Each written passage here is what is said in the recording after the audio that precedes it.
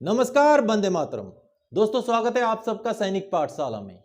हमारा जो ओआरओपी है, गवर्नमेंट के रूलिंग के हिसाब से हमारा ओआरओपी 5 साल में एक बार रिवाइज होता है। लेकिन क्या इस बार जो टेबल जारी किया गया उसमें क्या 2 साल में रिवाइज किया गया है ओआरओपी को? बात करूंगा इसके बारे में, क्योंकि एक खबर ऐसी आई है। और साथ ही साथ मैं आप सबको बताऊंगा दोस्तों कि ये जो ओआरओपी के टेबल में जो दिख रहा है, गड़बड़ी दिख रहा है, उसका एक जीता जागता एक नमूना, एक जीता जागता जो है एग्जाम्पल आपके सामने पेश करूंगा। तो इससे पहले कि इस वीडियो में आगे बढ़े, मेरा आप सबसे आग्रह है दोस्तों, सैनिक पाठशाला चैनल के साथ जुड़े रहने के लिए, इसका हिस्सा बने रहने के लिए चैनल को सब्सक्राइब जरूर करें। चलिए दोस्तों आगे बढ़ते हैं। जैसे कि मैंने बताया, क्या इस बार हमारा ओआरओपी 2 साल में रिवाइज हुआ है। यानी कि आप सबको पता होगा दोस्तों, जब ओआरओपी का टेबल जारी हुआ था तो वहां पर एक रिवीजन 2019 का दिखाया गया था और दूसरा रिवीजन जुलाई 2021 का दिखाया गया था। और हाल ही में अभी एक दिन पहले major general Jagatvir Singh VSM retired साहब का एक फाइनेंशियल एक्सप्रेस में एक आर्टिकल आया है, जिसमें उन्होंने ये दावा किया है कि जो रिवीजन है, इस बार का जो रिवीजन है वो 5 साल के बजाय 2 साल में हुआ है, जो कहीं ना कहीं पेंशनर्स के लिए एक बहुत बड़ी सौगात है।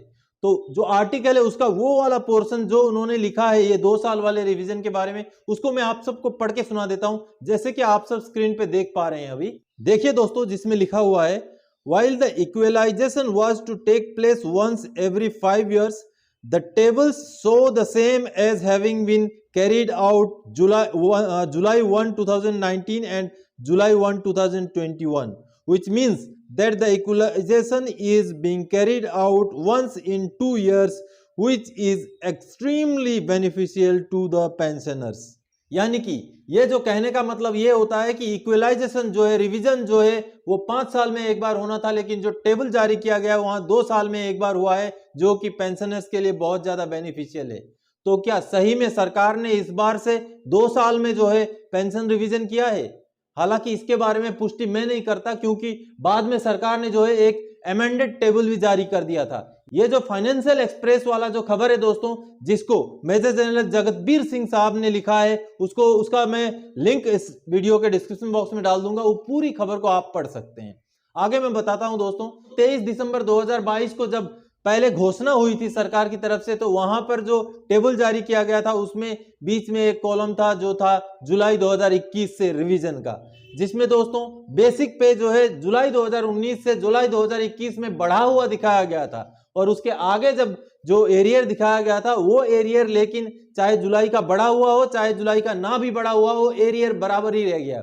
अब अमेंडेड टेबल तो जारी हो गया, जुलाई 2021 वाला कॉलम उससे गायब हो गया, लेकिन जो एरियर है उसमें कोई तब्दीली नहीं हुई। यानी कि इसका मतलब यह बनता, आप टेबल देखिए, ये जो टेबल आप देख पा रहे हैं, जिसमें सिपाही का 1 जनवरी 2016 को 17,699 रुपए है, नायक का 18,427 है, हवलदार का 20,066 है, नायब सूबेदार का 24,232 है। इसी हिसाब से आगे फिर 1 जुलाई 2019 को वो बढ़ के जो है 19,726, 21,101, 21,782, 26,800, 37,600 ऐसे बढ़ जाता है। उसके बाद फिर जो पहले वाला टेबल था उसमें 1 जुलाई 2021 का जो दिखाया गया था, जिसमें 20,394, 21,930, 22,294, 27,597 और 38,863 ऐसे रैंक वाइज बढ़ता गया। लेकिन एरियर जो है दोस्तों, चाहे 1 जुलाई 2021 वाला बढ़ोतरी के साथ वाला एरियर हो चाहे उसके बगैर वाला एरियर हो, एरियर उतना ही रह गया। जैसे कि सिपाही का 87,000,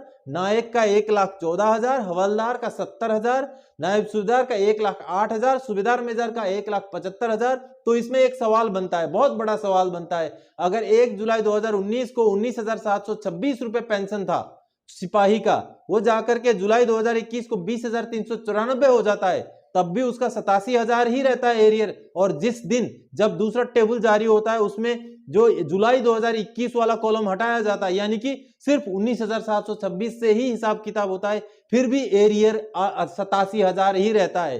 तो कहीं ना कहीं ये सोचने वाली बात है दोस्तों। हालांकि हमें ये लगता है कि ये जो टेबल जारी किया गया ये आनन फानन में किया गया है। इस टेबल में बहुत सारी गड़बड़ियां, बहुत सारी गलतियां हैं, जैसे कि रैंक्स बहुत सारे नहीं है, तो हो सकता है जो एरियर का जो अमाउंट है, जो एग्रीगेट निकाल के यहाँ दिखाया गया, उसमें भी बहुत सारी गड़बड़ियां हैं। लेकिन जब फाइनली ओआरओपी देने के लिए टेबल्स जारी होंगे तो हम आशा करते हैं कि ये सारी गड़बड़ियों को सही करके पीसीडीए सही सही टेबल जारी करेगा और सही सही एरियर लोगों को जल्द से जल्द जो है देने का काम करेगा। तो दोस्तों, इन्हीं दो बातों को आप सबको समझाने के लिए इस वीडियो में आया था। आगे और कोई जानकारीदायक आपसे सरोकार रखने वाला विषय लेके मैं फिर से हाजिर हो जाऊंगा। तब तक के लिए जय हिंद दोस्तों।